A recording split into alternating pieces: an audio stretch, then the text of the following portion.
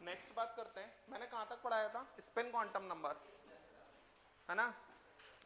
Next लिखो shape of atomic orbitals, shape of atomic orbitals, shape of atomic orbitals, atomic orbitals. अब अगर हम बात करते हैं शेप ऑफ एटॉमिक ऑर्बिटल्स की, तो देखो जैसे हम लोगों ने कल कुछ पिछले टर्न पर कुछ सबसेल्स का बात किया होगा, एस सबसेल या S orbital, P orbital, D orbital, तो उन्हीं के शेप्स कैसे होते हैं वो हम सीखने वाले हैं यहां पर। देखो ऑर्बिटल वो हमारा वॉल्यूम होता है जिसके अंदर इलेक्ट्रॉन मिलने की प्रोबेबिलिटी सबसे ज्यादा होती है, समझ में आ रहा है। देखो उधर जैसे मान लो एस ऑर्बिटल की बात हो, एस ऑर्बिटल का जो शेप होता है ना बच्चों, वो होता है स्फेरिकल। शेप कैसा होता है, स्फेरिकल। स्फेरिकल का मतलब समझते हो, बॉल, ये बात समझ में आया, बॉल टाइप। तो यहां पर जो एस ऑर्बिटल है वो हमारा ऐसा कुछ शेप होता है, बोलो। और पता है आपको ये एस ऑर्बिटल हो गया स्फेरिकल, स्फेरिकल मतलब बॉल टाइप, तो एक्स वाई और जेड एक्सिस तीनों पर होगा, ये तीनों पर होगा, ये एक्स वाई और जेड एक्सिस पर। बच्चों इलेक्ट्रॉन का वेव नेचर होता है, तो इलेक्ट्रॉन का अगर वेव नेचर होता है तो वो पॉजिटिव भी हो सकता है और नेगेटिव। तो एस ऑर्बिटल के अंदर, ये एस ऑर्बिटल हो गया, ये पूरे अंदर वाले रीजन में इलेक्ट्रॉन मिलने की पॉसिबिलिटी बहुत ज्यादा है, ये बात समझ में आ रही है। तो यहां पर इलेक्ट्रॉन मिलने की पॉसिबिलिटी अगर बहुत ज्यादा है तो इसमें जो इलेक्ट्रॉन डेंसिटी होता है वो सिंगल फेज में एग्जिस्ट करता है, या तो पॉजिटिव या फिर नेगेटिव। बात समझ में आया। अभी मैं पी ऑर्बिटल बनाऊंगा, उनमें इलेक्ट्रॉन की डेंसिटी जो होगी वो पॉजिटिव नेगेटिव दोनों फेज में प्रेजेंट होगी, लेकिन एस ऑर्बिटल में जो इलेक्ट्रॉन डेंसिटी है वो सिर्फ और सिर्फ सिंगल फेज में एग्जिस्ट करती है, या तो पॉजिटिव या नेगेटिव। लिखो ये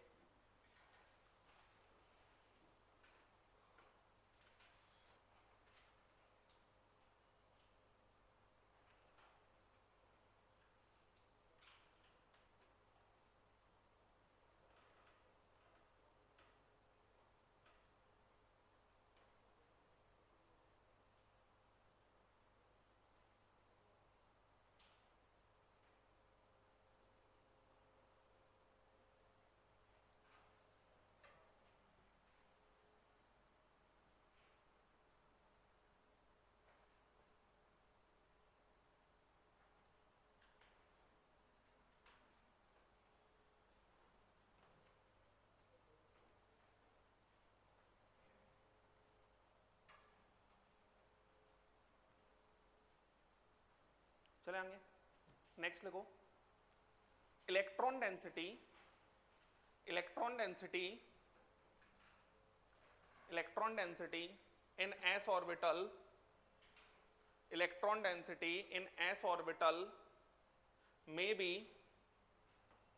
may be in positive phase, may be in positive phase और in negative phase, मतलब एक ही फेज में रहेगी, मतलब एक ही फेज में रहेगी, या तो पॉजिटिव या नेगेटिव।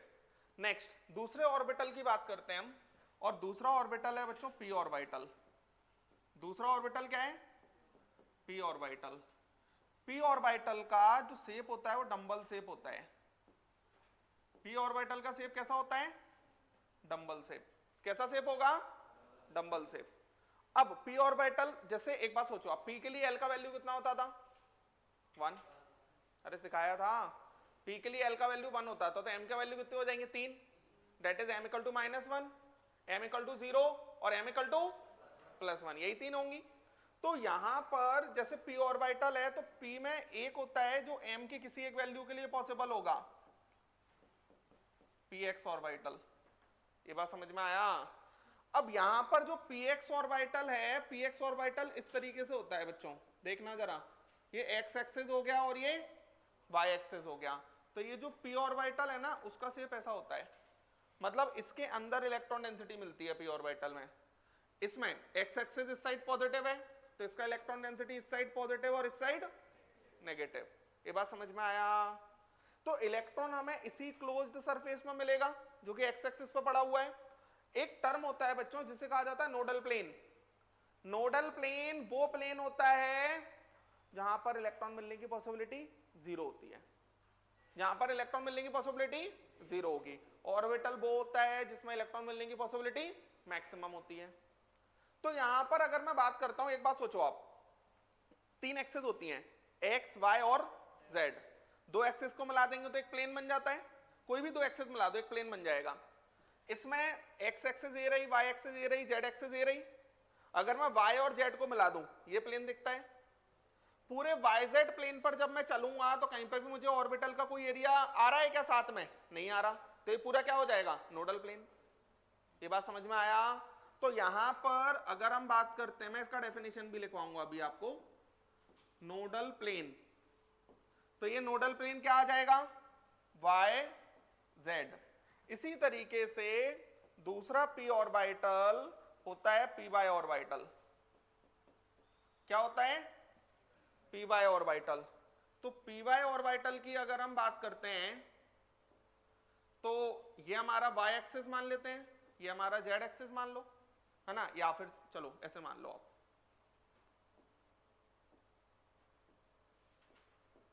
ये x एक्सिस, ये y एक्सिस, ये हमारा ऐसा चल रहा है, ये पॉजिटिव ये नेगेटिव, ऊपर पॉजिटिव नीचे नेगेटिव। अरे यही होगा इसमें नोडल प्लेन।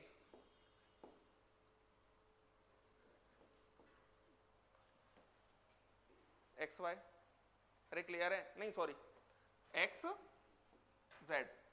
जो दो इसमें नहीं होते वो नोडल प्लेन होता है।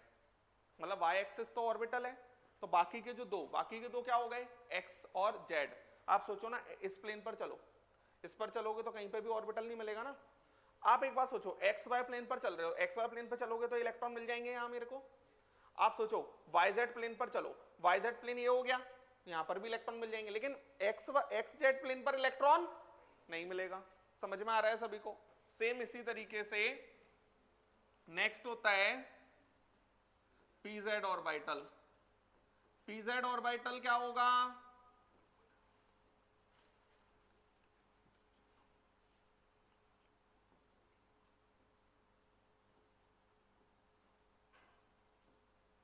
देखना जरा, ये x मान लो, ये y मान लो, ये z मान लो, तो pz ऑर्बिटल ये हो जाएगा। इसमें जो नोडल प्लेन आएगा x y, ये पूरा नोडल प्लेन। नोडल प्लेन वो होता है जो जिस पर अगर आप चलो कभी भी ऑर्बिटल नहीं मिलना चाहिए। मतलब ऑर्बिटल का जो शेप है वो उसके साथ में नहीं आना चाहिए, उस प्लेन में नहीं आना चाहिए, दैट इज नोडल प्लेन। बात समझ में आया क्या कहा मैंने? लिखेंगे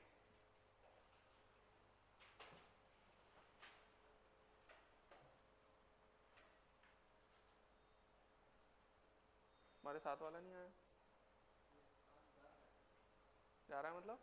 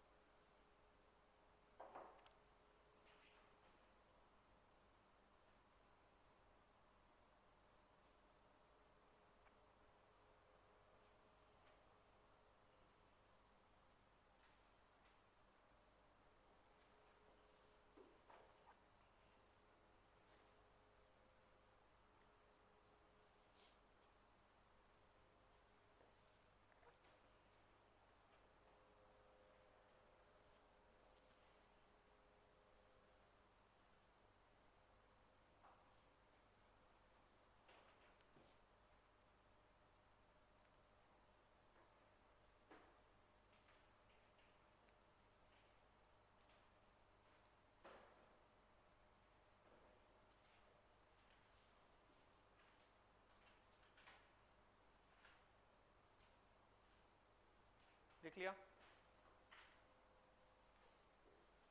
एक पॉइंट लिखो बच्चों, नोडल प्लेन, नोडल प्लेन लिखो, an imaginary plane, an imaginary plane, an imaginary plane, plane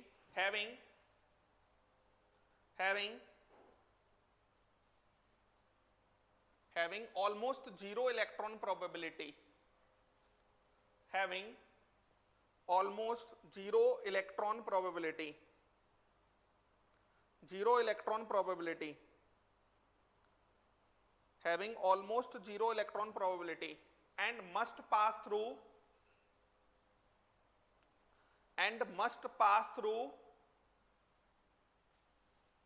center point,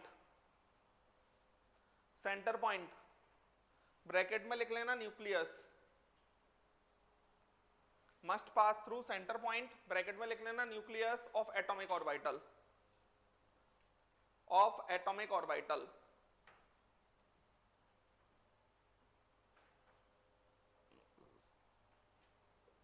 of atomic orbital, of atomic orbital.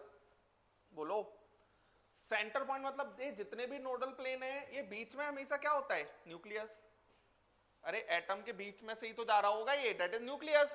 तो नोडल प्लेन हमेशा जितने भी हम बता रहे हैं वो सारे के सारे न्यूक्लियस से पास करेंगे ही करेंगे। बात समझ में आ रही है? अब देखो नेक्स्ट बात करते हैं, देखो जरा,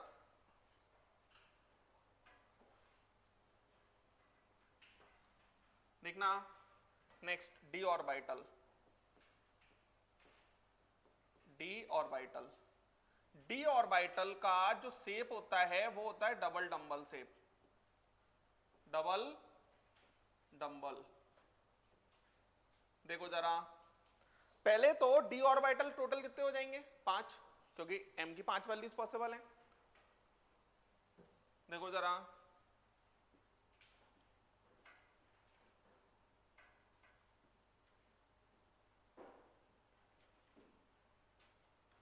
D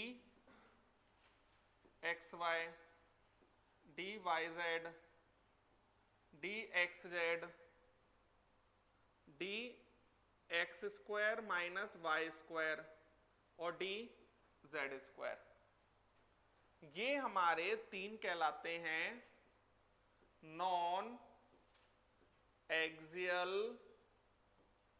set of D orbitals. Non axial क्यों कहलाते हैं अभी पता चल जाएगा। और ये 2 कहलाते हैं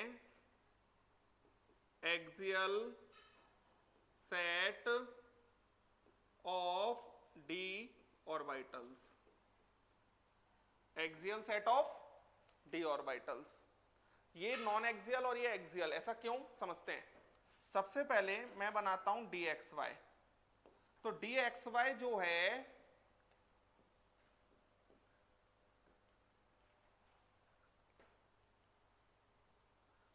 ये हो गया, ये जो डी एक्स वाई है ना ये ऐसा होता है, 2 डंबल आ गए है ना। अब यहां पर एक चीज समझो आप, ये 45 डिग्री पे है, इस एक्सिस से 45, इससे भी 45। इस वाले में ये फर्स्ट क्वाड्रेंट है, इसमें एक्स और वाई दोनों पॉजिटिव होंगे, इसको हम मल्टीप्लीकेशन मान लेते हैं। पॉजिटिव पॉजिटिव कैसा हो जाएगा? पॉजिटिव। यहां पर दोनों नेगेटिव होंगे, नेगेटिव नेगेटिव पॉजिटिव, ये पॉजिटिव ये नेगेटिव नेगेटिव ये भी नेगेटिव। तो ऐसा याद रखो, इलेक्ट्रॉन डेंसिटी डायगोनली सेम रहती है, इलेक्ट्रॉन डेंसिटी डायगोनली सेम रहती है। क्लियर है? अब मैं बात करता हूं इसमें नोडल प्लेन की। देखना एक्स और जेड ये रहा, कहीं पर भी ऑर्बिटल नहीं आएगा, पूरे प्लेन में चल लो। वाई और जेड ये रहा, कहीं पर भी इलेक्ट्रॉन नहीं आएगा, पूरे उसमें चल दो। बात समझ में आ रही है? तो इसके अंदर जो नोडल प्लेन आएंगे वो हमारा एक तो आएगा एक्स जेड और एक आएगा वाई जेड। इनको पता है कैसे याद रखते हैं? जो नहीं आ रहा, जो एक्सिस नहीं आ रही वो दोनों में आएगी। जेड नहीं आ रहा ना इसमें, तो जेड दोनों नोडल प्लेन में आएगा। क्लियर है क्या कह रहा हूं मैं? नेक्स्ट अगर हम देखते हैं, नेक्स्ट होता है डी वाई जेड। तो D Y Z Y Z ये हो गया, ये भी सेम। नोडल प्लेन बताओ, एक्स वाई और X Z, D X Z,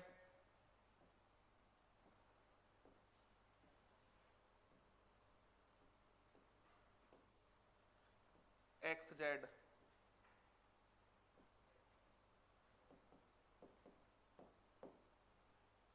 ये आएगा नोडल प्लेन एक्स वाई। और इनको पता है इन तीनों को नॉन एक्सियल क्यों कहा जाता है? क्योंकि इनका जो इलेक्ट्रो ऑर्बिटल है वो एक्सिस पर लाई नहीं कर रहा, ना एक्स एक्सिस पर लाई कर रहा, ना वाई एक्सिस पर, ना जेड एक्सिस पर, डेट इज नॉन एक्सियल। समझ में आ रहा है? तो ऑर्बिटल लाई नहीं कर रहा तो इलेक्ट्रॉन डेंसिटी भी लाई नहीं कर रही, इसलिए ना नॉन एक्सियल कहा जाता है। क्लियर है? नेक्स्ट देखो आप, D X square minus Y square, D X square minus Y square, ये x हो गया, ये y हो गया। बताओ जरा क्या होगा? अब यहां पर इसको मैंने एक्सियल का है, मतलब ये कहां पे लाई करेगा? एक्सिस पे। तो ये पता है कैसे लाई करता है? ये अब देखो यहां पर अगर हम देखते हैं एक्स स्क्वायर, ये x पॉजिटिव, x एक्सिस पर y कैसा होता है? 0। ये पॉजिटिव, यहां पर y 0 नेगेटिव है, लेकिन ये भी पॉजिटिव रहेगा क्योंकि स्क्वायर है। यहां पर ये कैसा आएगा? Negative negative. ये बात समझ में आया? तो एक लाइन में सेम रहता है साइन, ऐसा याद रखो, एक लाइन में सेम, एक लाइन में सेम। क्लियर है? अब यहां पर इलेक्ट्रॉन डेंसिटी यहां आ गई, तो आप किसी भी प्लेन में चल लो इलेक्ट्रॉन मिल जाएगा। तो यहां पर जो नोडल प्लेन है वो डायरेक्टली नहीं दिखा पाएंगे। यहां पर जो नोडल प्लेन होंगे वो हमारे 45 डिग्री पे होंगे। अरे ये 45 डिग्री पे थे तो नोडल प्लेन यहाँ थे, अब ये यहाँ आ गए तो नोडल प्लेन 45 डिग्री पे चला जाएगा। तो जो नोडल प्लेन है वो हमारा कितने डिग्री पे? 45। तो नोडल प्लेन ये भी एक और ये भी एक, कितने नोडल प्लेन हो गए? 2। अब एक होता है डी जेड स्क्वायर। तो डी जेड स्क्वायर की अगर हम बात करते हैं थोड़ा अलग शेप होता है। ये हो गया हमारे पास जेड एक्सिस, ये हमारा ऐसा पॉजिटिव पॉजिटिव है ना, और ये हमारा ऐसा कंसेंट्रिक रिंग्स प्रेजेंट होती हैं इसके अंदर इस तरीके से। ये जैसे मान लो ये हो गया जेड एक्सिस, जेड एक्सिस पर ये हो गया एक ऑर्बिटल पी टाइप, और ये एक्स वाई प्लेन में ऐसी रिंग्स आती हैं, एक्स वाई प्लेन में ऐसी रिंग्स आती हैं। ये बात समझ में आ रहा है? अब यहां पर ये एक्स वाई प्लेन में ऐसी रिंग्स आएंगी तो कोई भी नोडल प्लेन नहीं आने वाला, इसमें कुछ भी कर लो आप। ये बात समझ में आ रही है? कोई भी नोडल प्लेन नहीं आने वाला। तो इसके अंदर होता क्या है देखना, पहले तो नो नोडल प्लेन, इसमें कोई भी नोडल प्लेन नहीं आएगा।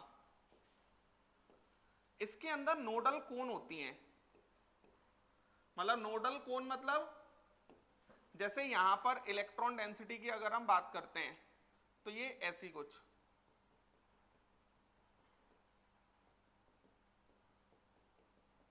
ऐसी कुछ, मतलब यहां पर जैसे ये जेड एक्सिस था, ये एक्स वाई प्लेन में था कंसेंट्रिक रिंग्स, तो जो जेड एक्सिस है ना उसके ऐसे आसपास से निकल जाएंगे, आसपास से निकलेंगे और ऊपर जाके ऐसा बना देंगे। क्या बन रहा है? कोन ही तो बन रहा है। अब आप कहोगे सर ये नीचे क्यों नहीं बना सकता? अगर हमने नीचे कोन बनाया तो इस वॉल्यूम में ऑर्बिटल आ जाएगा। अरे समझ में आया? तो बहुत ऊपर जाके जहां पे ऑर्बिटल खत्म हो रहा है वहां पे जाके क्या बनेगा? कोन बन रहा होगा। बात समझ में आ रही है? तो डी जेड स्क्वायर के अंदर अभी तो आप याद रख लो कोई भी नोडल प्लेन नहीं होता, वहां पर क्या होता है? नोडल कोन होती है। ये बात समझ में आ रहा है? एक बात और समझो, number of nodal plane in N orbital equal to L. जो एल की वैल्यू होगी उतने नोडल प्लेन होते हैं। एस में एल की वैल्यू कितनी थी? 0। अरे 0 था ना एस के लिए एल का वैल्यू, तो नोडल प्लेन कितने थे? 0। एस ऑर्बिटल में तो नोडल प्लेन आ ही नहीं सकता ना, वो तो स्पेरिकल है। स्पेरिकल है तो तीनों एक्सिस पे प्रेजेंट है, तीनों एक्सिस पे प्रेजेंट है तो कहीं भी चल लो ऑर्बिटल तो टच हो ही जाएगा उसको। अरे नोडल प्लेन उसे कहा जाता है जहां पर मुझे कहीं इलेक्ट्रॉन ना मिले, और इलेक्ट्रॉन ना मिले तो ऑर्बिटल ना मिले, मतलब मैं ऑर्बिटल के शेप के अंदर ना चला जाऊं। बोलो, ये कहानी है। ये बात समझ में आया? तो एस में 0, पी में कितनी होती है एल की वैल्यू 1, एक एक एक है तीनों में, डी में कितनी होती है 2, तो सब में 2 2 2 है। समझ में आया? एक को छोड़ के, एक्सेप्ट किसको छोड़ दूं, D Z square. D Z square में तो नोडल प्लेन है ही नहीं, क्लियर है? डी जेड स्क्वायर में तो नोडल प्लेन है ही नहीं, लिख लें।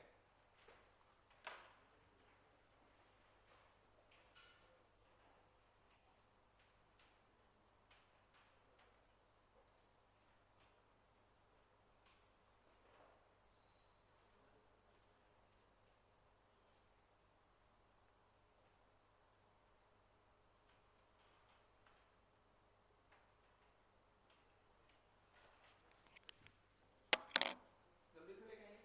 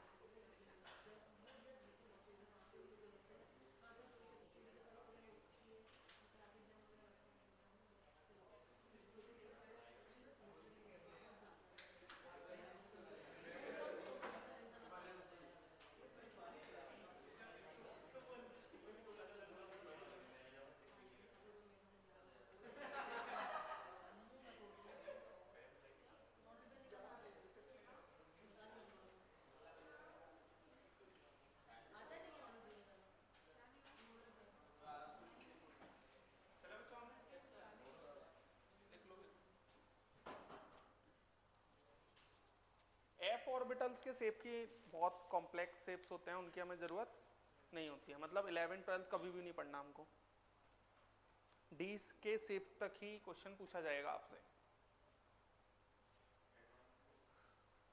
है ही नहीं f ऑर्बिटल का शेप।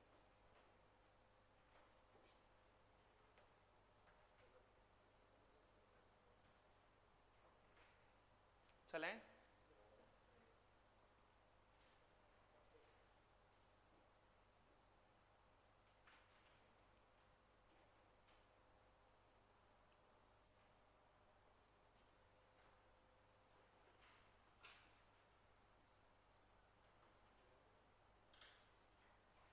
क्या हो गया, लिखा नहीं है अभी ऐसा, क्या बना रहा है, अच्छा स्केल उसके यूज कर रहा है, हाँ क्यों, वो तो नहीं ले आया, वो सर्कल खींचने के लिए क्या होता है वो, हाँ कंपास, वो तो नहीं है कि उससे घुमा, अरे यार सही नहीं बना फिर से, हाँ चले आगे, देखो इधर आगे चलते हैं बच्चों, हटा दूं ना, अब देखो, तो ये बात हुई हमारी क्या कहते हैं एटॉमिक ऑर्बिटल्स के शेप की। नेक्स्ट बात करते हैं Pauli's exclusion principal, Pauli's exclusion principal, ये लिखो आप, पॉलीज एक्सक्लूजन प्रिंसिपल। अब हम इलेक्ट्रॉनिक कॉन्फ़िगरेशन सीखेंगे कि एग्जैक्टली इलेक्ट्रॉनिक कॉन्फ़िगरेशन कैसे लिखा जाता है। पॉलीज एक्सक्लूजन प्रिंसिपल लिखो,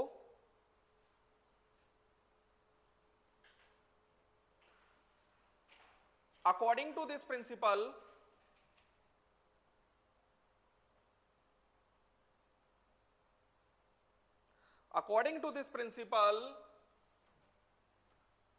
no two electrons in an atom, no two electrons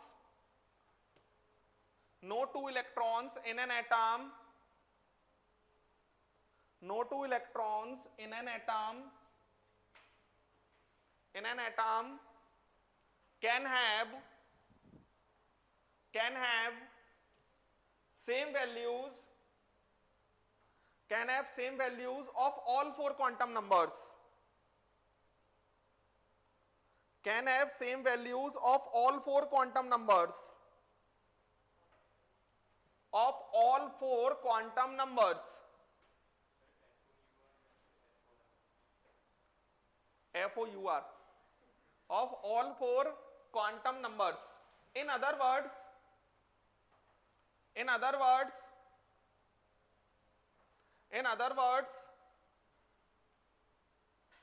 no orbital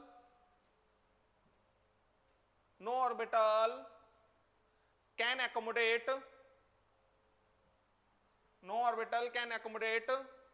more than two electrons in it, can accommodate more than two electrons in it,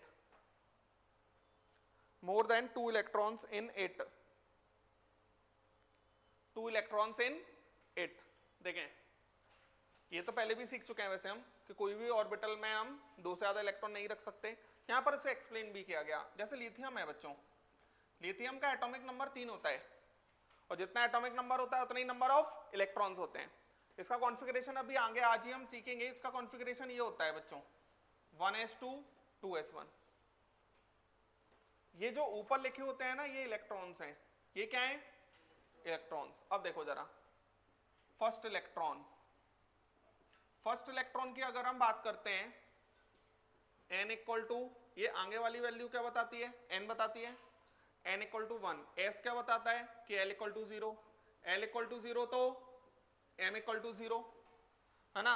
और s का value क्या होगा, s का value होता है हमारा plus half और minus half, plus half और माइनस हाफ। इसी तरीके से सेकेंड इलेक्ट्रॉन, तो second electron n equal to 1, l equal to 0, m equal to 0, s equal to minus half और प्लस हाफ। अब मान लो मैं इसमें ही तीसरा इलेक्ट्रॉन और रख देता तो फिर चारों क्वांटम नंबर सेम हो जाते। यहां पर कौन अलग है अभी, s। अरे इसका प्लस हाफ तो इसका माइनस हाफ, इसका अगर हमारा माइनस हाफ तो इसका प्लस हाफ। बोलो यार आ रहा है। अब इसलिए हम दो से ज्यादा इलेक्ट्रॉन एक ऑर्बिटल में नहीं रख सकते। जैसे अगर हम बात करते थर्ड इलेक्ट्रॉन की, तो थर्ड इलेक्ट्रॉन में n इक्वल टू कितना 2, l इक्वल टू 1 दिख रहा है। s का मतलब l इक्वल टू 0 नहीं होता, s का मतलब l इक्वल टू क्या होता है 0। ये क्या हो रहा है, हाँ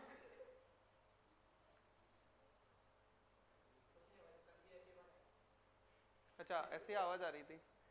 तो s इक्वल टू कितना हो जाएगा, प्लस हाफ और minus half. s equal to कितना हो जाएगा, प्लस हाफ और माइनस हाफ। क्लियर है, समझ पा रहे हैं ना।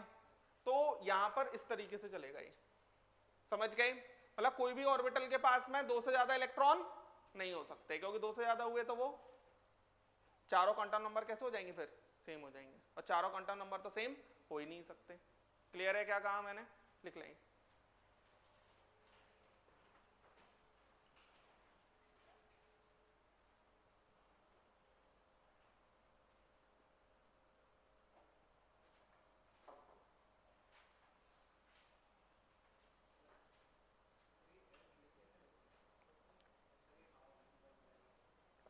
एस की कितनी वैल्यू होती है,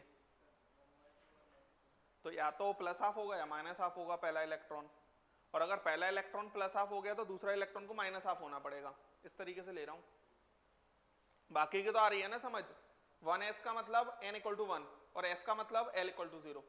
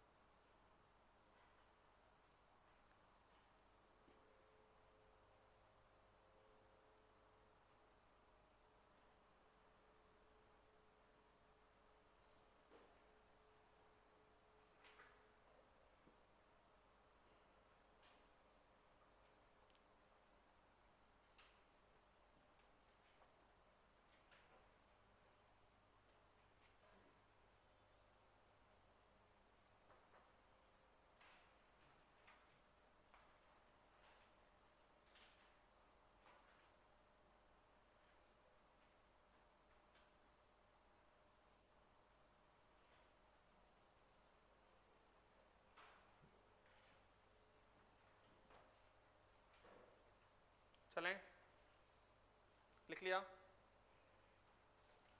next,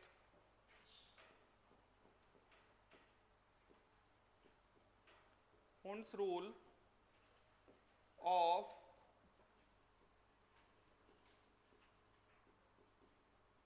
maximum multiplicity। Hund's rule of maximum multiplicity, ये लिखो आप। Hund's rule of maximum multiplicity, maximum multiplicity, Hund's rule of maximum multiplicity। लिखो एक line.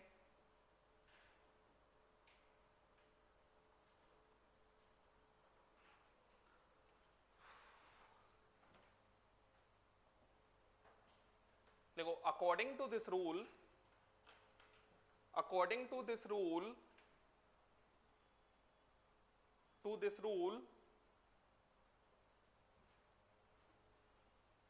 pairing of electron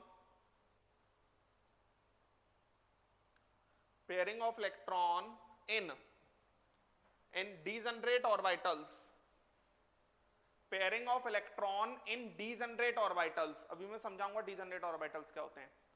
in degenerate orbitals takes place takes place only when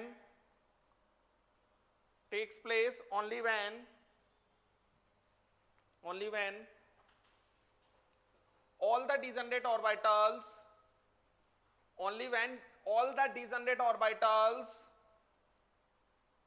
are singly occupied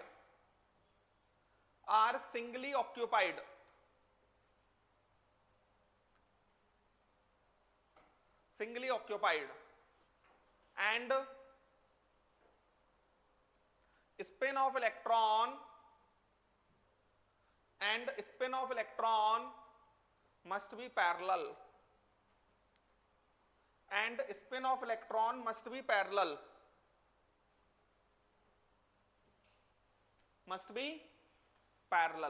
बच्चों next एक term यहां पर आया है नया, दैट इज डीजनरेट ऑर्बिटल्स। लिखो डीजनरेट ऑर्बिटल,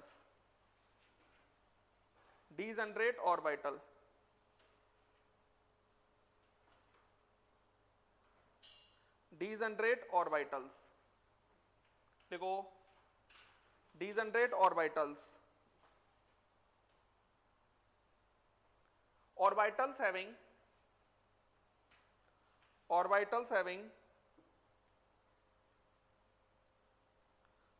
having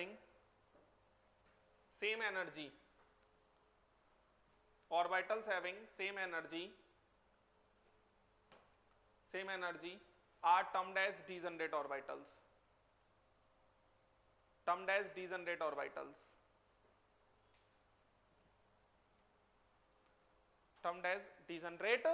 orbitals, आगे लिखो इसी में orbitals having same value of n and l both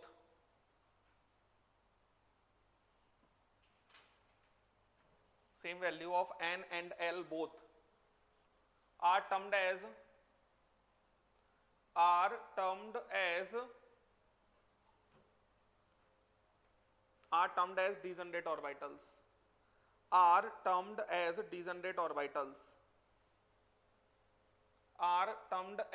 degenerate orbitals, बच्चों रूल सिर्फ और सिर्फ डीजनरेट ऑर्बिटल्स के लिए ही सीखना है हमको। क्या होता है डीजनरेट ऑर्बिटल्स? कौन से होते हैं? जिनमें n और l दोनों का वैल्यू सेम हो। जैसे कि एक बात सोचो आप, 2p हो तो p में l का वैल्यू 3 होता है, l का वैल्यू 1 होता है, तो 1 होता है तो इसमें m के वैल्यू कितने आ जाएंगे? 3। तो यहां पर हर किसी के लिए n का 2 l का 1, n का 2 l का 1, n का 2 l का 1, ये तीनों p ऑर्बिटल्स को क्या कहा जाएगा? डीजनरेट, क्योंकि इन तीनों ऑर्बिटल्स के लिए n और l का वैल्यू सेम आएगा। बोलो इसी तरीके से 3D लिखा होता तो D के अंदर 1 2 3 4 कितने? पांचों डीजनरेट हो जाते हैं, क्योंकि n = 3 l = 2 n = 3 l = 2 पांचों के लिए। ये बात समझ में आ रहा है? अगर मैं 3p लिखूं तो 3p के भी तीनों डीजनरेट होंगे, लेकिन क्या 2p और 3p आपस में डीजनरेट होंगे? नहीं होंगे, क्योंकि n का वैल्यू अलग है। डीजनरेट ऑर्बिटल्स वो होते हैं जिनमें n और l दोनों का वैल्यू सेम होता है, अब जैसे मान लो किसी p और अच्छा f भी लिख सकता हूं, जैसे मान लो 4f लिखूं तो 4f में कितने? 7, सातों के सातों आपस में, बोलो कोई तकलीफ? अब जैसे मान लो s में तो कोई बात ही नहीं करेंगे हम इसकी। जैसे मान लो मुझे किसी p में 2 इलेक्ट्रॉन भरने हैं, ऊपर जो लिखा होता है वो नंबर ऑफ इलेक्ट्रॉन लिखे होते हैं। किसी p में अगर मुझे 2 इलेक्ट्रॉन भरने हैं तो जैसे ये है, तो मैं ऐसा नहीं करूंगा कि एक इसमें भर दूंगा दूसरा भी इसमें भर दूंगा, पहले एक एक एक भरना पड़ेगा। ये बात समझ में आया? और स्पिन कैसे होनी चाहिए? सेम। जैसे मान लो मुझे p4 भरना है, तो p4 अगर मुझे भरना है तो p4 क्या कहता है कि भैया पहले एक एक एक दे दो फिर चौथा भर दो। समझ आया? पेयरिंग तभी होगी जब सबको एक एक मिल जाएगा, सिर्फ डीजनरेट ऑर्बिटल्स के अंदर। ये कहानी सिर्फ किसकी चल रही है? डीजनरेट ऑर्बिटल्स की। जैसे मान लो मेरे पास d में 6 भरने होते हैं, अगर मुझे d में 6 भरने हैं 1 2 3 4, तो पहले आप एक एक एक एक एक ये भर दो, फिर एक। क्लियर है? समझ पा रहे हैं? अगर मेरे को डी में 4 भरना है तो पहले आप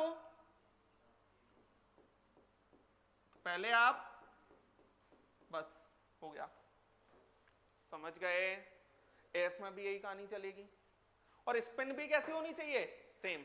ऐसा नहीं एक ऐसा फिर एक ऐसा, स्पिन सबकी सेम होनी चाहिए। मतलब आप इसे क्लॉकवाइज मान रहे हो तो सारे क्लॉकवाइज, इसे एंटी क्लॉकवाइज मानेंगे तो सारे एंटी क्लॉकवाइज। और हुन्स रूल सिर्फ इन्हीं के लिए लगने वाला है। अगर मैं आपसे कहूं 3D और 4D आपस में डीजनरेट होंगे क्या? नहीं होंगे। क्यों नहीं होंगे? एन अलग आ गया। किसी पर्टिकुलर सेल के ही डी आपस में डीजनरेट होंगे, किसी पर्टिकुलर सेल के ही एफ आपस में डीजनरेट होंगे, किसी पर्टिकुलर सेल के डी किसी अदर सेल के डी आपस में डीजनरेट नहीं हो सकते। क्लियर है? क्यों नहीं हो सकते? एन का वैल्यू अलग आ जाता है। लिख लें।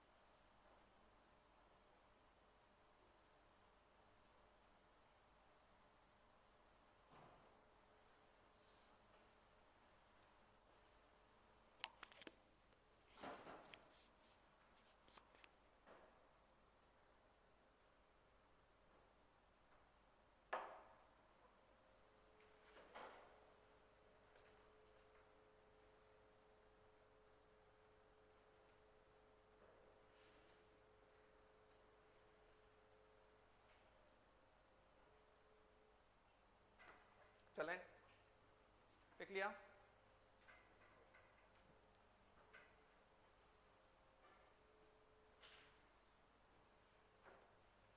लिख लिया?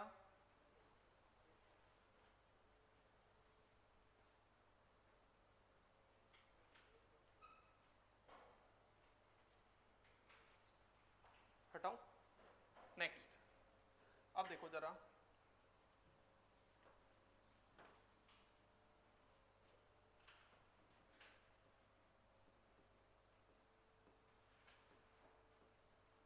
अबवाउ प्रिंसिपल।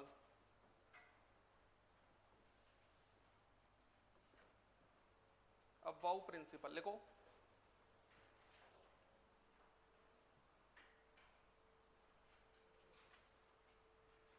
अबवाउ प्रिंसिपल लिखो।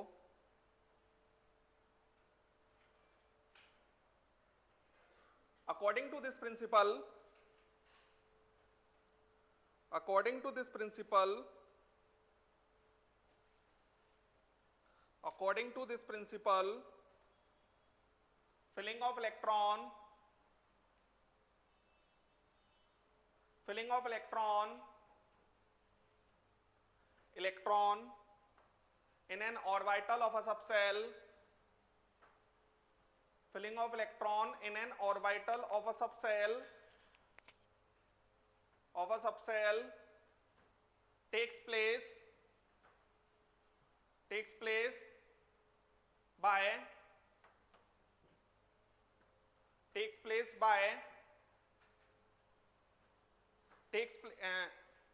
क्या लिखा है हमने? नहीं, स्टार्टिंग बताना। According to this principle, filling of electron in an orbital of a subcell takes place in increasing order of energy. takes place in increasing order of energy of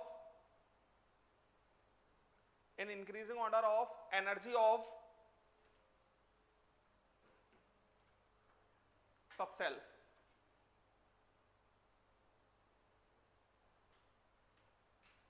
And energy is determined by n plus L rule. And energy is determined by n plus L rule. n plus L rule लिख लो, n plus L rule लिखो, n plus L rule लिखो, लिखो एक line. According to this rule,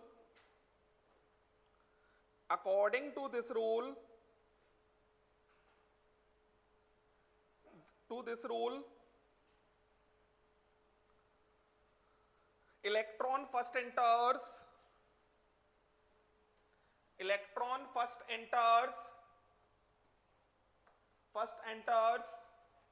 that orbital of a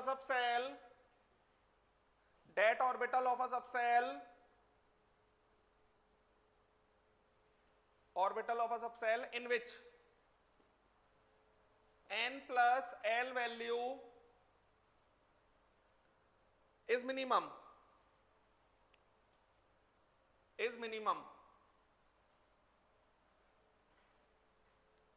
When two subcell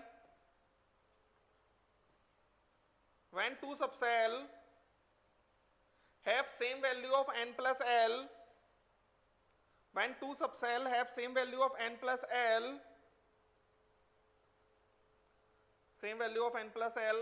then electron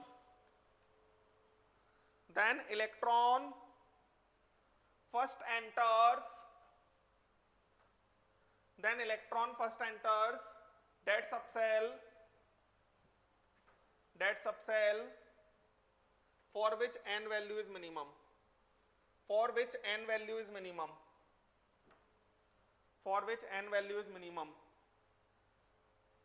n value is minimum. देखो जरा, अब ये सीखना है हमको. जैसे हम हर सबसेल की एनर्जी निकाल सकते हैं n प्लस एल रूल से. फर्स्ट वाले में सिर्फ और सिर्फ कौन सा वाला सबसेल प्रेजेंट है? 1s. फर्स्ट में तो यही है, जो सेल नंबर होता है उतना ही नंबर ऑफ सबसेल होता है, एक ही सबसेल होता है 1 में तो s का. सेकंड में 2s और 2p. थर्ड में 3s 3p 3d. 4s 4p 4f. ठीक है, चलो इतना समझते हैं. 1s में n प्लस एल का वैल्यू 1 प्लस 0 इक्वल टू 1 होगा.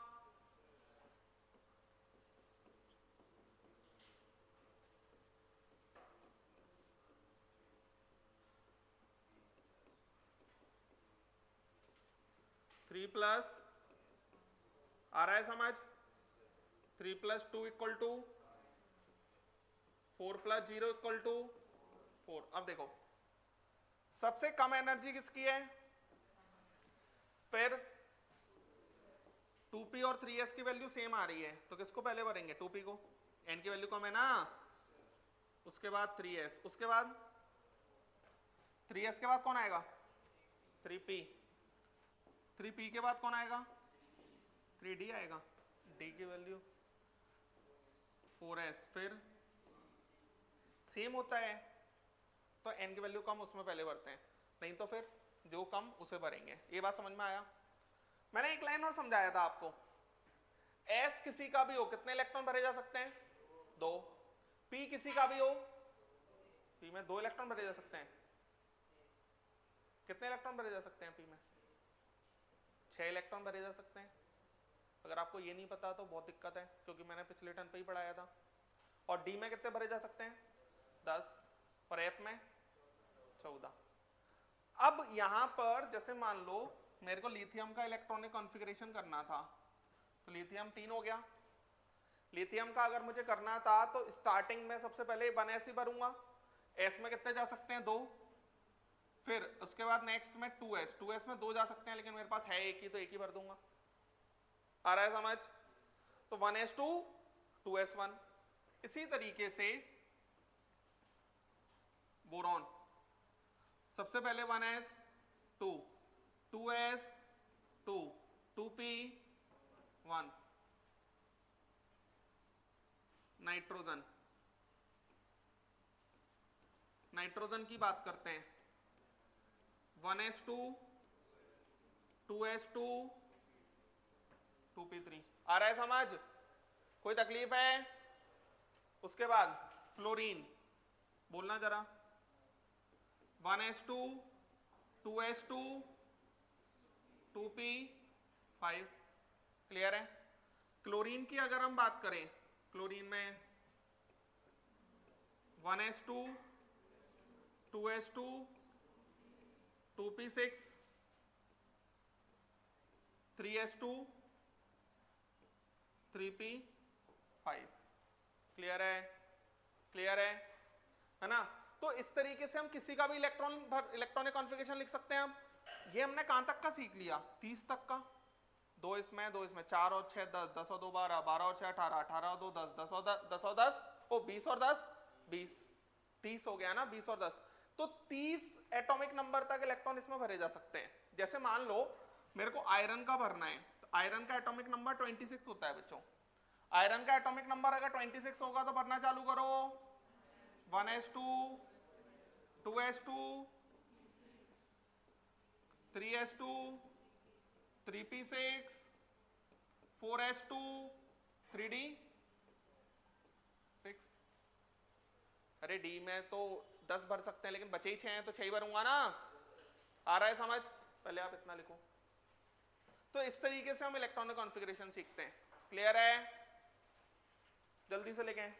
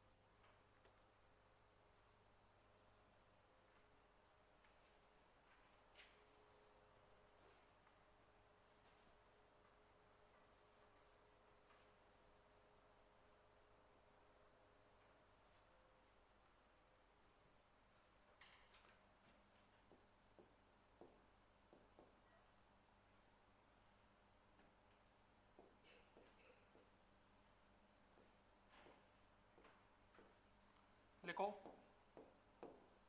इनके electronic configuration. Carbon, phosphorus, vanadium, zinc.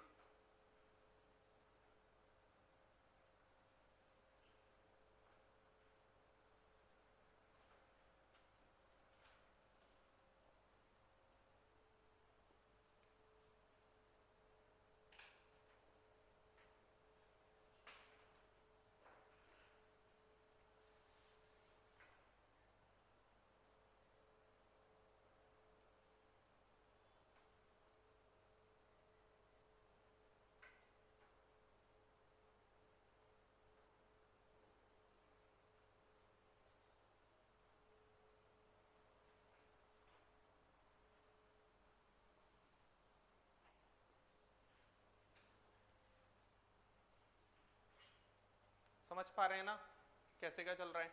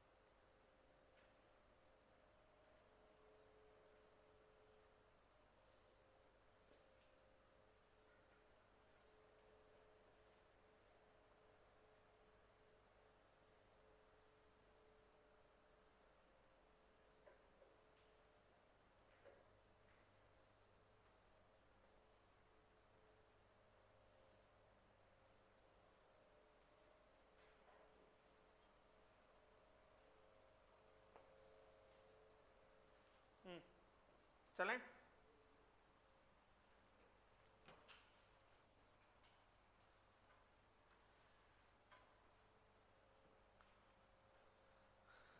क्या आएगा? 1s2 2s2 2p2। क्लियर है?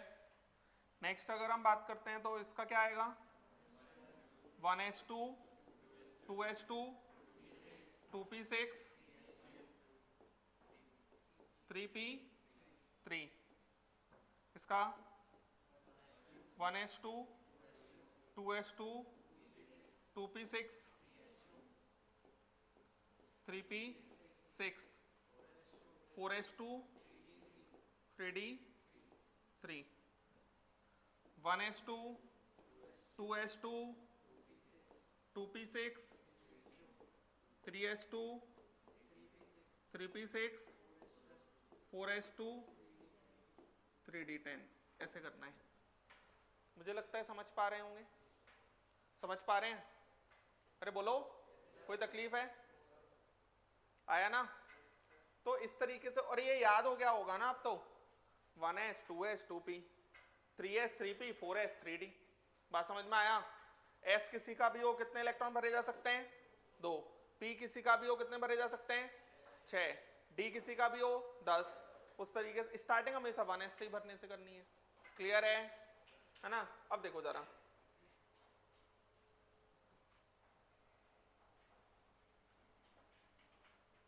जैसे मेरे को एक टर्म निकालना है यहाँ, number of unpaired electrons. Unpaired electron का मतलब होता है ऐसा ऑर्बिटल जिसमें एक ही इलेक्ट्रॉन प्रेजेंट हो। अनपेयर्ड इलेक्ट्रॉन का मतलब क्या होगा? ऐसा ऑर्बिटल जिसमें एक ही इलेक्ट्रॉन प्रेजेंट हो। अब एक बात बताओ, जो पूरे भर दिए उनमें तो कभी अनपेयर्ड इलेक्ट्रॉन मिलेगा ही नहीं, क्योंकि वो तो पेयर्ड हो गए होंगे ना पूरे के पूरे। अगर मैं बात करता हूं इसके अंदर, तो इसमें बताओ जरा अनपेयर्ड इलेक्ट्रॉन किसमें मिलेगा? सिर्फ इसमें मिल सकता है। जो पूरा नहीं भरा उसी में अनपेयर्ड इलेक्ट्रॉन आएगा। और इसमें हम लगा देंगे कौन सा रूल? Hund's rule. तो p5 एक ही अनपेयर्ड इलेक्ट्रॉन है, तो n = 1। क्लियर है? आ रहा है समझ? अगर मैं आयरन में देखता हूं तो अनपेयर्ड इलेक्ट्रॉन सिर्फ यहां मिलेगा। यहां पर अगर मुझे अनपेयर्ड इलेक्ट्रॉन की बात आएगी, बरो कितने अनपेयर्ड इलेक्ट्रॉन दिख रहे हैं आपको? यहां 4। तो इस तरीके से अनपेयर्ड इलेक्ट्रॉन आएगा। अगर मैं फास्फोरस में बात करता हूं तो कितने आएंगे? 3 अनपेयर्ड इलेक्ट्रॉन। ऐसे समझ में आ रहा है? समझ पा रहे हैं? That is unpaired electron. इस तरीके से अनपेयर्ड इलेक्ट्रॉन निकाले जाते हैं। अगर हम यहां पर इस तरीके से अनपेयर्ड इलेक्ट्रॉन निकलेंगे, समझ में आ रहा है ना? अब देखो जरा, जैसे चलो एक लाइन लिखो आप, fully filled and half filled, fully filled and half filled, fully filled and half filled,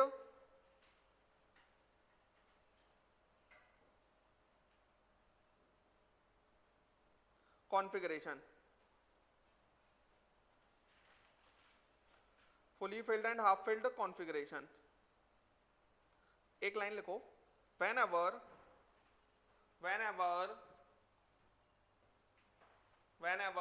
there is whenever there is deficiency, whenever there is deficiency of only one electron, of only one electron in complete filling,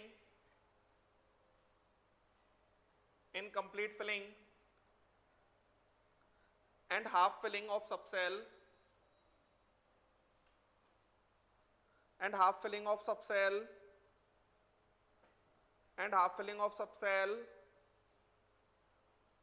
then to gain extra stability,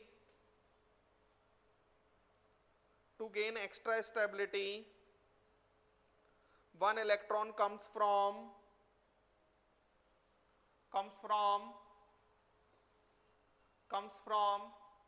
nearest subcell of higher level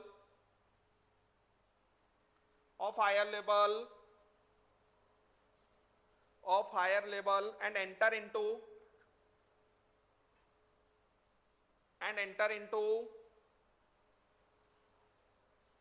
D and F subcell of lower level,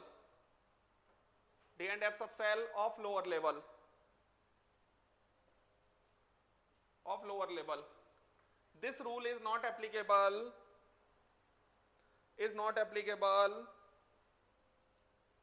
for S and P block elements,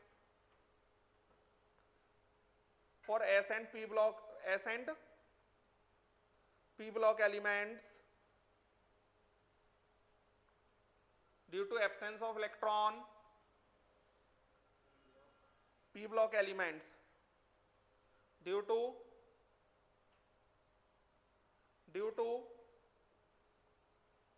absence of electron at higher level.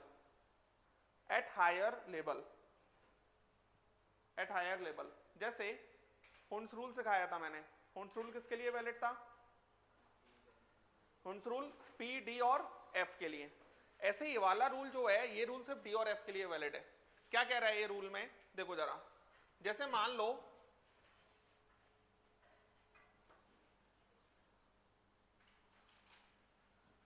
Low chromium है, chromium का atomic number 24 होता है, आज से याद कर लो, है ना, कि 24 होता है। तो यहां पर 1s2 2s2 1s2 2s2 2s2 2p6 3s2 3p6 4s2 3d4, यही होगा। अब अगर हम डी ब्लॉक एलिमेंट की बात करते हैं तो ऐसे हो जाएगा, लेकिन अगर ये सारे डी ऑर्बिटल्स में एक इलेक्ट्रॉन चला गया तो हाफ फिल्ड हो जाएगा। कैसा हो जाएगा? Half filled. और अगर हाफ फिल्ड करने के लिए इसे क्या चाहिए? 4s से एक इलेक्ट्रॉन यहां चाहिए, तो ये वाला कॉन्फ़िगरेशन इसका गलत है। इसका कॉन्फ़िगरेशन क्या हो जाएगा? 4s1 3d5 4s1 3d5, इसका मतलब ये हमारा ऐसा, इसको कहा जाता है हाफ फिल्ड। इसको क्या कहा जाता है? Half filled. तो कभी भी जनरल इलेक्ट्रॉन कॉन्फ़िगरेशन लिख लिया अपन को दिख रहा है D4 है या D9 है, D9 से D10 बनना चाहेगा क्योंकि फुली फिल्ड हो जाएगा, और D4 से D5 बनना चाहेगा। ये बात समझ में आया? ऐसा काम P में नहीं होगा, S में नहीं होगा। F में F6 से 7 जाना चाहेगा क्योंकि 7 हो जाएंगे हाफ फिल्ड, और 13 से 14 जाना चाहेगा। ये बात समझ में आया? तो एक तो क्रोमियम के इलेक्ट्रॉनिक कॉन्फ़िगरेशन जो होना चाहिए उससे थोड़ा अलग है, और एक है कॉपर। देखें जरा, कॉपर से अगर हम बात करते हैं तो कॉपर हो जाएगा 1s2 2s2 2p6 3s2 3p6 4s2 3d9। ये गलत है। क्यों गलत है? क्योंकि यहां पर देखो जरा,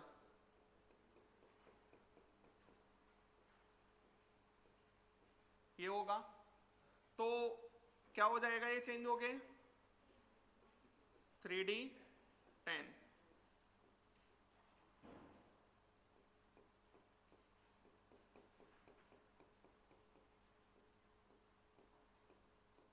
ये क्या हो जाएगा,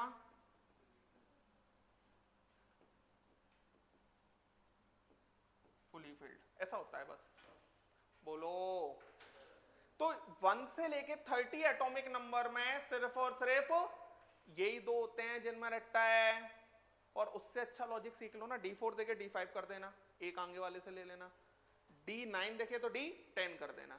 बाकी D1 D2 D3 D4 कोई टेंशन, ओ D1 D2 D3 D5 कोई टेंशन नहीं, D6 D7 D8 कोई टेंशन नहीं, D10 कोई टेंशन नहीं।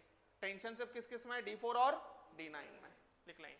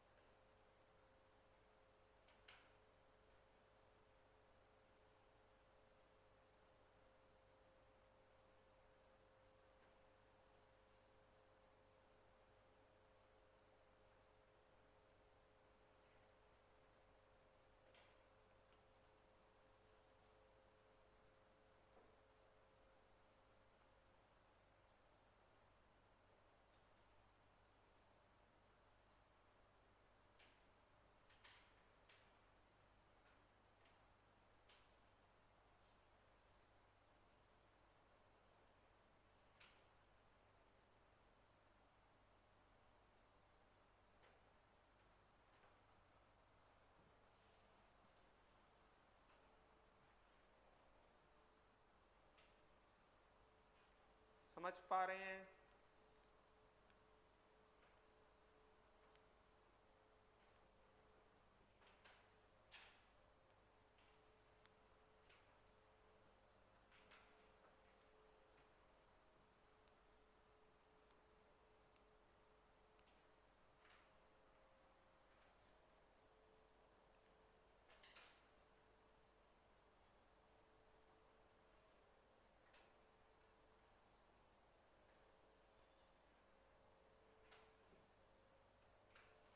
लिख लिया क्या?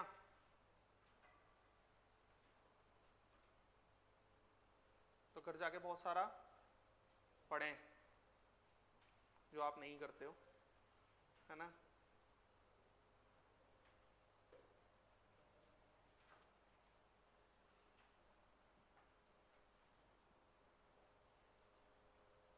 मन लग रहा है तुम्हारा आज? तुम्हारा दोस्त नहीं आया ना? कब आएगा? अच्छा, ऐसा कहाँ पे है कैंप? लाल 7 नंबर चौराहे। लाल टिपारण।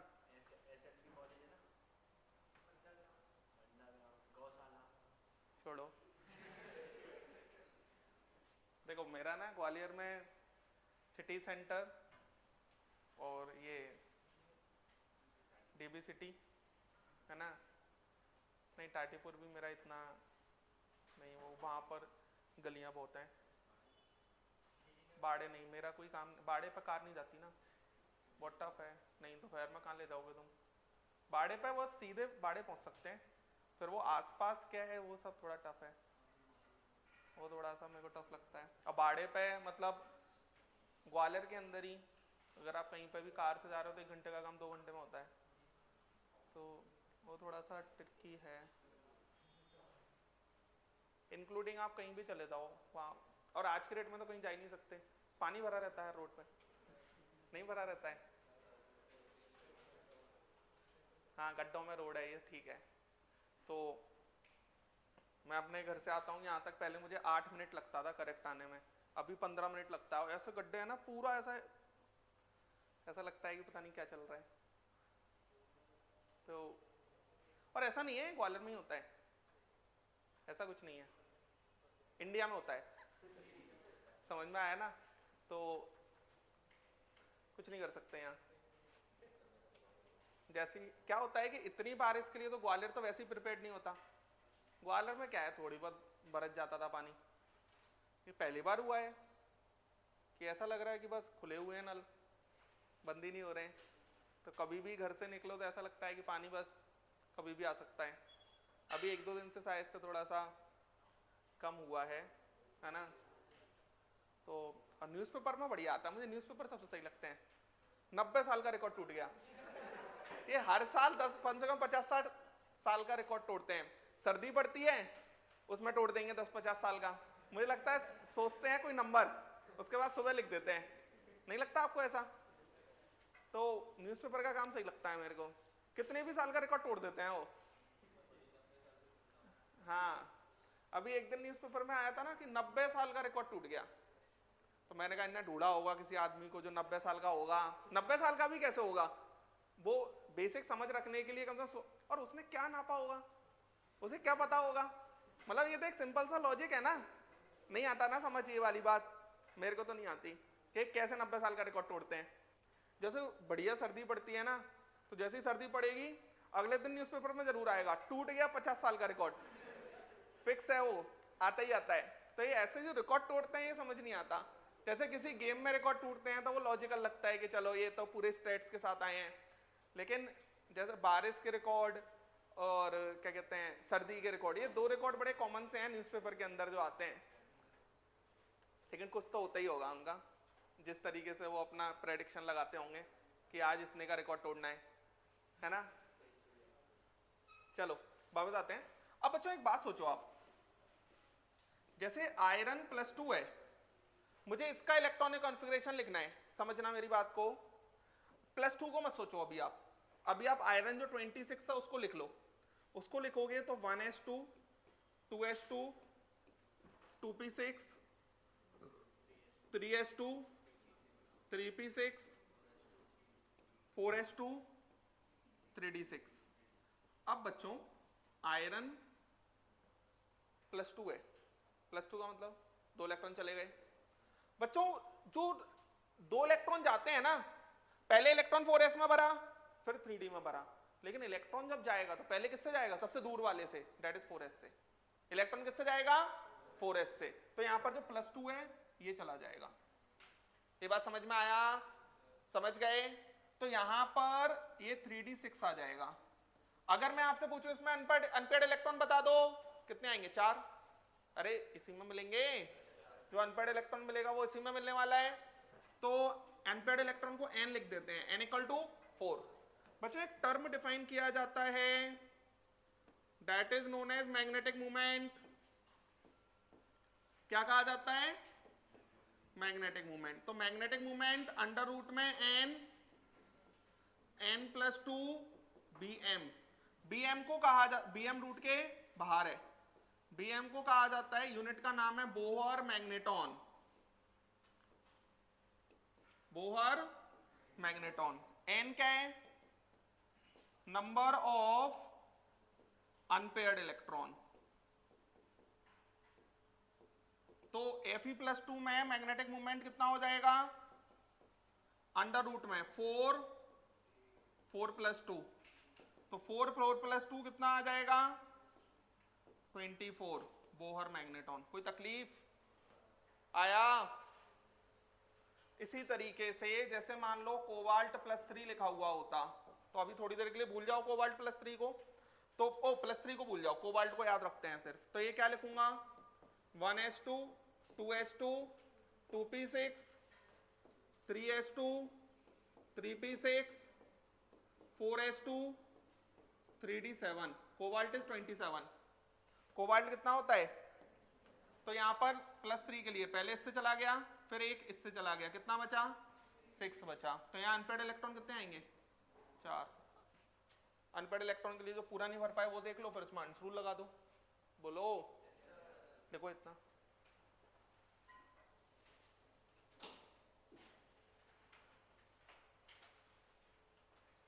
समझ पा रहे हैं ना?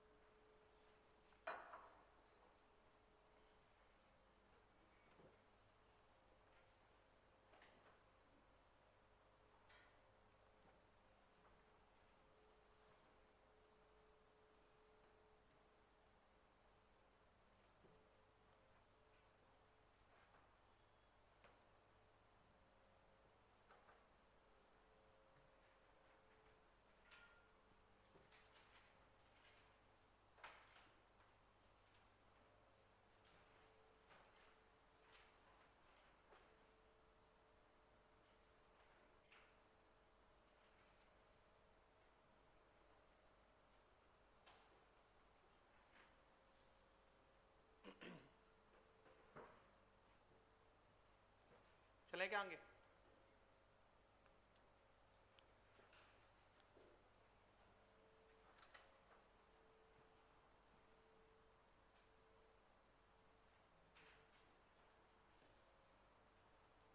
अब क्या तुम उसे समझाओगे? ये क्लास छूट गया उसका तो। अच्छा, मार्कर का क्या कर रहे हो तुम?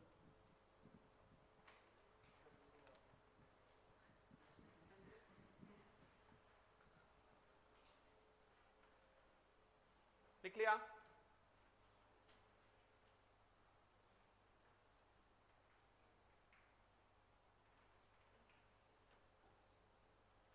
अभी छुट्टी मिलेगा आप लोगों को, है ना? क्या ऑफ होगा ना अभी आप लोगों का? ये अभी रक्षाबंधन पर। हाँ क्या? चलो चले आगे। देखो इधर, जैसे मान लो कि बच्चों क्रोमियम +3 है ना?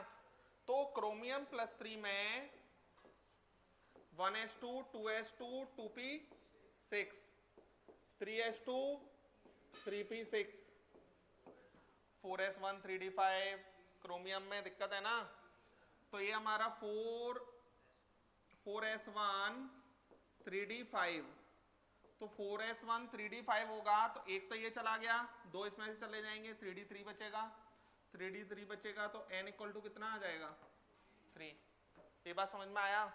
जितने अनपेयर्ड इलेक्ट्रॉन होते हैं ना, n.8 आता है बोहर मैग्नेटॉन, जो मैग्नेटिक मूवमेंट आता है। बात समझ में आया? जैसे 1 अनपेयर्ड इलेक्ट्रॉन है तो 1.8, 2 अनपेयर्ड इलेक्ट्रॉन है तो 2.8, 3 है तो 3.8, ऐसा आएगा। That is number of unpaired electron. तो कैलकुलेट करने की आवश्यकता नहीं पड़ेगी। लाओ मॉड्यूल दो। कल तो संडे है तो आप पढ़ भी सकते हैं काफी।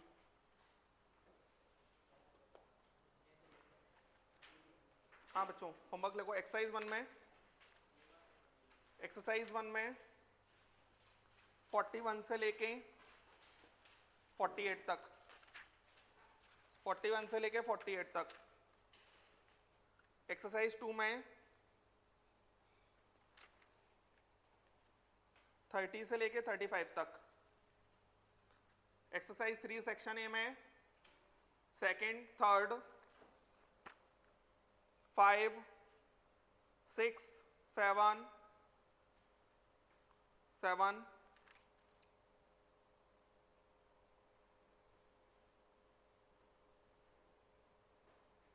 20, 21 और 22, 20, 21, 22। एक्सरसाइज 3 सेक्शन बी में